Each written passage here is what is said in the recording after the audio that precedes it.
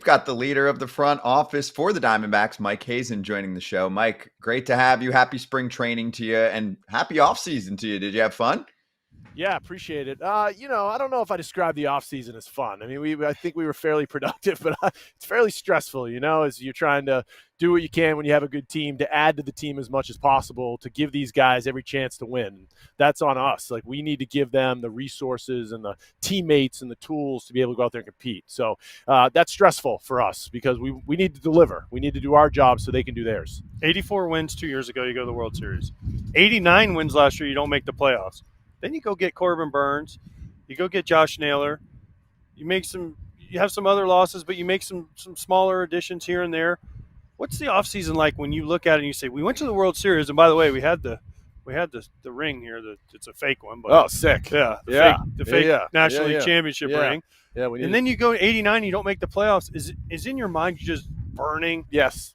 To make additions to get you back to it was a tough offseason. It was a tough last day of the year. I had never been through something like that before. I know that this format hadn't come down to tiebreakers, and back in the day you played in if you tied, right? Whether you were in or out. If it was seeding, you could have tiebreakers, but you used to play in or out. I remember that. I think it was in 13 where there were those multiple tiebreaker games. Yeah, I lost one of those. Yeah, sorry about that. You just love breaking my heart, sorry don't about you? that.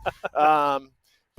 But so that was really disappointing and left a very bitter taste in all of our mouths. And knowing the team that we had and the way we played and leading the league in runs, which we did not anticipate, we left a lot on the table last year. There were so many games that we look back on that we should have done a better job in. We just didn't, and it's the way it broke. But yes, it gave us a lot of fuel going into this offseason, knowing the team that we have on the field, the talent we have in the rotation and in the lineup, that we had to go and push this thing forward. And I felt like we did that in a few different ways. And this is a good team. It's good players. They're competitive. They're young. They're hungry. And we'll see where it takes us. We know we're playing in a tough National League, all across the National League, not just the West. And we respect that, and we're going to have to play our best to get into the playoffs. Listening to you talk, it sounds like you're decently competitive. Is that tough to make the right choices when you're so close and you know that once you're in the playoffs with your rotation, everything to push? Is it hard to make the right choices for the organization when your competitiveness says, let's just go for it? Are you trying to ask me if I do dumb stuff? That is the nice way of what I was trying to say. Okay. I try not to do that. We try very hard to not overreact and be emotional in our decision-making. However, I do know that the players in that clubhouse are looking at us to deliver.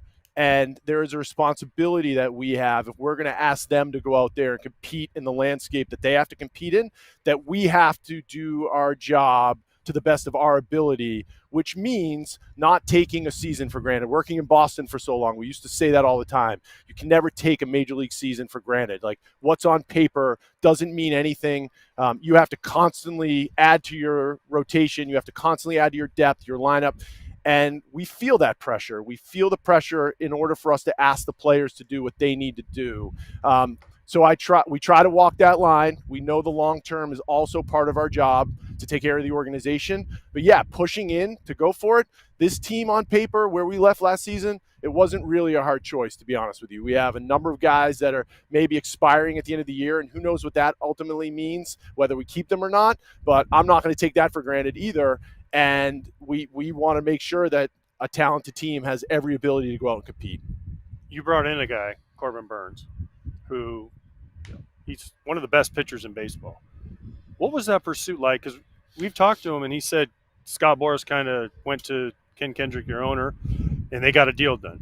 What's that pursuit like from your end? And I was surprised I told Corbin, when I saw Corbin Burnes to the Diamondbacks, I was like, whoa, wait, I didn't have that one on my bingo card. So how surprised were you able to get that done? And how happy were you that ownership gave you the money and the funds to go say, hey, go get this guy?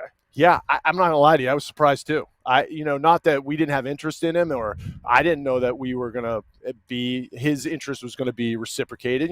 We're out here. I think we have a good setup structure. We do hear a lot from players that they want to play here. A lot of guys live here. We want to create a competitive advantage for us, that this place can become the hub of a lot of guys wanting to marry winning and competing, and also their family, and the easier, as hard as being a Major League Baseball player can be, travel, being away, can we create something that's a little easier? And does that make a 50-50 ball a deciding factor? So yeah, we're very appreciative. I'm appreciative that our owners and Ken and Derek stepped up and also feel the way they do about our team. I feel like it's our job to prove to our owners that they should invest in the team, that this team deserves to be invested in. And there were years where we weren't very good, and I didn't feel that way, and they may not have seen it that way either.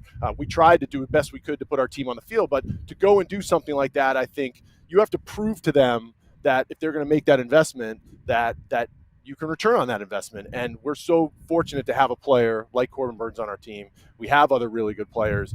He's a number one starting pitcher. It's the single probably most valuable commodity for any team, to have a true number one starting pitchers on your team, and we have multiple. And I think that's good for a team going into a 162 game season. And then if you're fortunate enough to get to the playoffs, we know what that means in the playoffs too.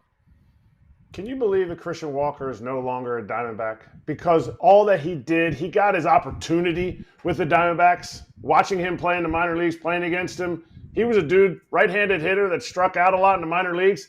They go to Japan. They stay in the minor leagues, stay in AAA. You guys gave him the shot in Arizona. Is it tough to see him walk out the door? Of course it is. It's always tough to watch somebody like that walk out the door. But can I tell you something else? You know how happy I am for Christian Walker and all the things that you described, and all the areas when he got to the big leagues late as a player, where we were playing him in left field in AAA because we were having trouble finding him a defensive home. He made himself everything he's become, and the amount of money he went out and earned, that is his right in the free agent market to earn. I'm happy for him. I'm sad that the human being isn't here, but to be happy for what he's accomplished in his career. And he's the example that we talk about today in our one-on-one meetings in spring training to players that haven't found that home yet, of what you can become if you do what Christian Walker did. So look, it's a little bit of mixed feelings. Like, for every selfish reason I want him here, I'm ecstatic that he went out and earned what he did in where he was in his career at 27, 28 years old. So I'm happy for him, as screwy as that can sound sometimes. Man, your Boston accent is still thick. Sometimes it comes out, sometimes it doesn't. It just, it just makes me, because we were together in Boston. But I want to know this, and we've had a lot of GMs, president of baseball ops, on in our spring training tour. How much time of yours is split between the big league team? Because obviously we ask all the questions about the major league team. But how much of your time is spent on the minor leagues? Because we have the minor leaguers walking around. We have the minor league fields here. So how much is that split? And how much do you have to trust your minor league people to come to you and say, hey, we got this guy that's going to be this and this and this? Or you want to go put your eyes on him? Yeah, I'm probably the worst evaluator in this organization, so I try not to do that too much. I do go and watch. The trust that we have in the people that are making recommendations is 100-0. But I do like to be able to, it's become a little harder when you're a farm director, when you're assistant GM. It was easier to go for 5 days at a time during the season to the minor league cities and go spend time and watch those guys play. It's become harder for me to be able to do that during the course of the year. So I do value spring training tremendously, to be able to spend a lot of time on the backfields. There's not a ton to watch all the time over on the major league side. Those guys are getting ready. What you're evaluating isn't real in a lot of cases. They're just, they're working on pitches and they're just trying to get ramped up. So there are times I do want to go watch some players play.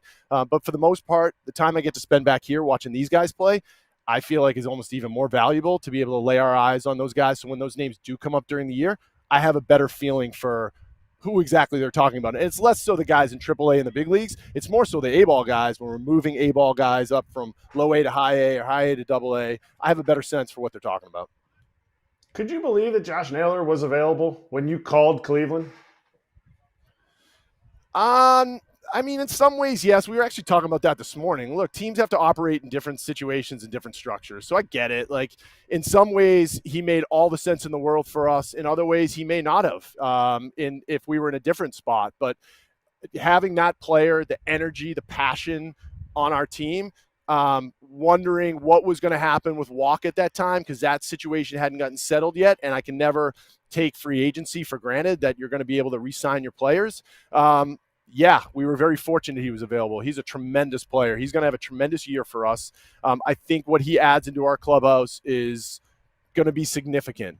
I think we have a roster that's hardworking, determined, motivated, and very serious about what they do day to day. And I think he's a little bit of a wild card in the dugout, in the clubhouse, in terms of the energy. He's awesome. Awesome. And don't look him in the eyes because you'll get lost in this. No, yeah. And I love that. It's actually one of the driving factors for why we acquired him. We had Longo and Tommy Pham a couple years ago, and I felt like those two guys in the clubhouse when we were making that run were so critically important that not just in energy, but just the way they approached the game and their life for our younger kids was so important. And that was something we were looking to make sure we had in our clubhouse.